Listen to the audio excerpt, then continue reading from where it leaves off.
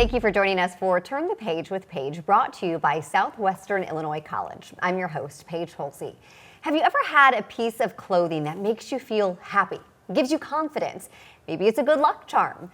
Well, that's kind of what a rainbow tulle skirt is for a girl in the book Tears and Tulle, except this one is invisible to everyone but that girl. As the girl grows and changes, her magical skirt does as well. This book, though, has a message for readers of all ages, and author of Tears and Tulle, Gina Bell from Illinois, joins us here in studio. Thank you so much for being here. Hi, thanks for having me. And congratulations on your book. The first time I saw it, I just thought, this is a beautiful book. It's so well made. Oh, thank you so much. Yes, it was a labor of love for sure. And I understand that this book really came out of the Tears and Tulle movement, right? Explain how that started. So I was out on a photo shoot in Orlando, Florida, and I was wearing this rainbow tulle skirt that someone had gifted me.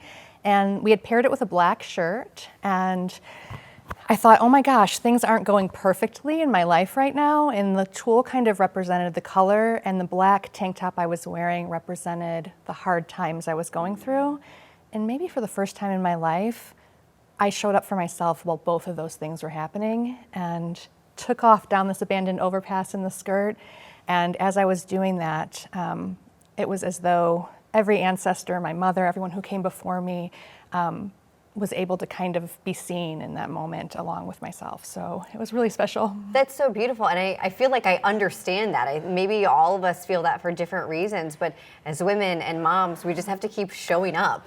And sometimes multiple feelings can be true at the same time. Absolutely. So I think that juxtaposition is so well understood and powerful. You say that it literally changed your life. Why did you feel like that moment or that feeling should or could translate into a book? For a moment there, I felt seen, and I came home. I brought the skirt home back to Chicago, and I thought, okay, I want women, it took me months to figure it out, but I want women everywhere to be able to feel this feeling of showing up from within the darkness to celebrate their color. And so, we invited 52 women over 52 weeks to wear the rainbow skirt, always paired with something black to represent their hard times and their struggles. So you'll see some fun props and clothing items in the stories. It's fun, but raw and real. I love the sentiment behind the movement. And then you turned it into the book. So let's talk more about the story and what happens inside the pages of Tears and Tulle. Yeah, I wanted to take something that we all see growing up. This is probably the story I needed as a kid for myself, and then needed as an adult to remember that magic from when I was growing up. And so the skirt represents something different than maybe the skirts that we see on television or on Disney princesses. It has a deeper meaning to it. And then we added some movement to that as well, so that, I don't know, I could remember my own magic and people everywhere might be able to wake theirs up as well. So there's special moves in the book that are pretty special. The illustrations are so unique and so gorgeous. They really caught my eye and was so memorable because it's so different than some other traditional children's books and the pictures that you might think of. Tell me more about your illustrator and your relationship and the style that you guys settled on for this story. Sure. My illustrator is Elena Michelatis, and I had worked with her for years on different projects. So by the time Tears and Tulle came around, her and I had worked together so much that she was great at bringing my imagination to life. And so just seeing her creativity unfold with the same kind of magic and spunk that my story had was really neat. I understand that your mom was a big inspiration for this project as well. How so? Oh my gosh. My mother read to us all the time when we were children. My entire childhood, she had been writing this story about her family that she kept in the drawer of her dresser. And I'd sneak in as a kid and I would look through the pages of it. And when she passed away, we couldn't find it. And so it was never published, it was never brought out into the world. And I feel like this story is bringing her story and all the stories of the women in my family out into the world. And so you've still never found it? Never found it. No. But maybe in your own way you rewrote it. Yeah, I hope so. That's beautiful. I can imagine as a mom how proud she must be, and how I hope that you feel that too. I do. I feel her with me a lot. I go back to that overpass moment and kind of feel her energy, and yeah, it's really cool. And then as the mother of 6 yourself, yes. How have your children responded to this book? So my children, They're 20 to 26 right now, so they're all adults at this point. But some of them have worn the skirt, and a new project I have, they've worn the cape, and so I'm so happy that we're creating space for them to celebrate the color, but also pay attention to the hard things, to like have room for both. I think that's so important. Yeah, in a way, teaching resilience and to feel how you feel. Yeah. And you can feel those multiple things at one time.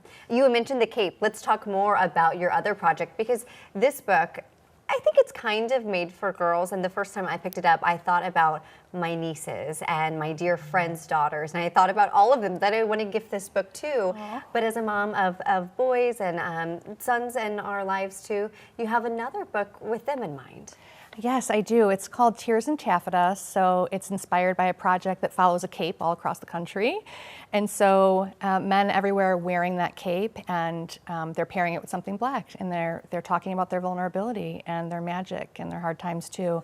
And so, of course, we decided to make this into a boy's book as well, about a cape that grows as the boy grows. And so, yeah, we have a brand new grandbaby that's 2.5 months old, and so his dad will be in the book, pictured in the book holding the baby. And oh, I love that. My sons and my husband and my dad and brother have all worn the cape as well. So men talking about feelings, though, what a great concept, a novel concept, right? Yes, so important. I think it's so important for my sons and their sons and generations to come to know that that's okay. Yeah, I do think that there's a shift, a generational change, that we are teaching young men, teaching boys, that we can talk about these things called feelings. Yes. Right?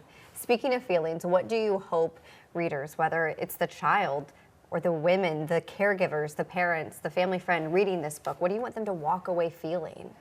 I want them to walk away feeling like there's space for them to be seen. So in the book, the girl skips, and when she skips, she's remembering her magic.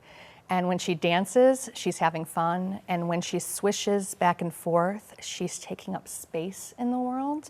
And then when she twirls, she's taking all that magic out into the world to share with others. So skip, dance, swish, twirl, remember the spirit of that magical girl. I want people to feel more seen.